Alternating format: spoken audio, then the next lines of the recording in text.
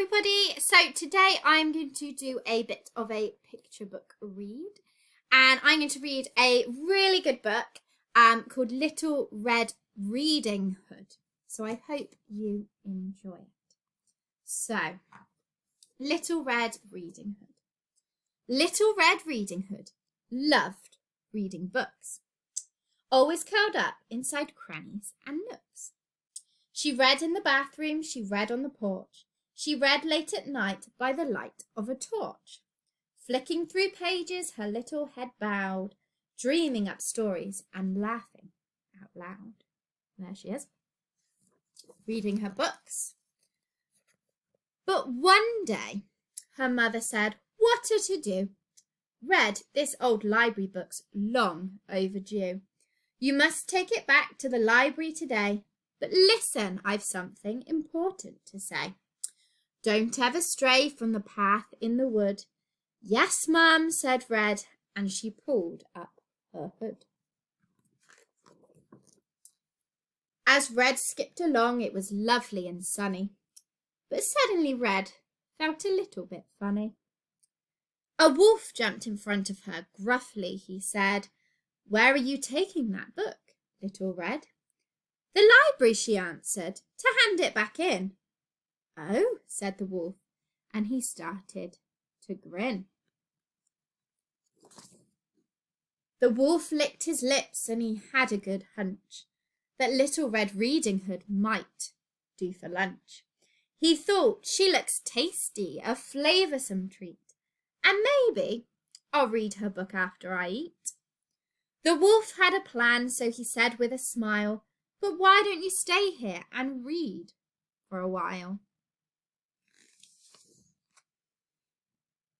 Red was quite tempted. Her book was so good.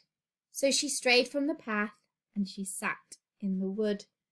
10 minutes, she said, as she started to read, and off ran the wolf at a lightning fast speed.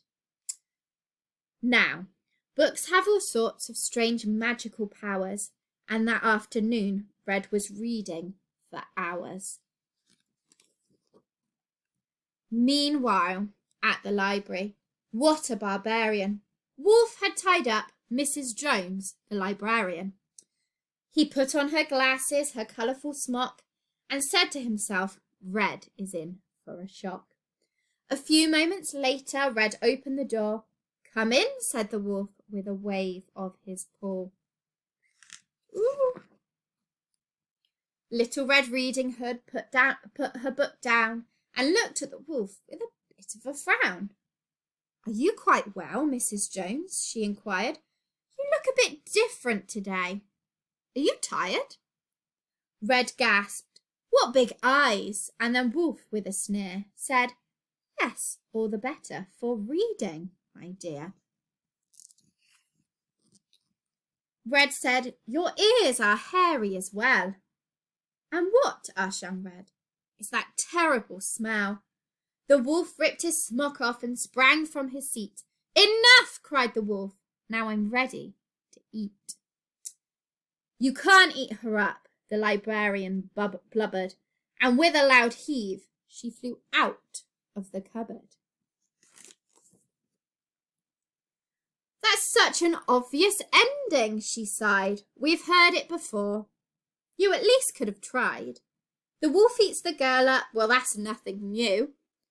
"What?" the wolf puzzled. "But that's what wolves do.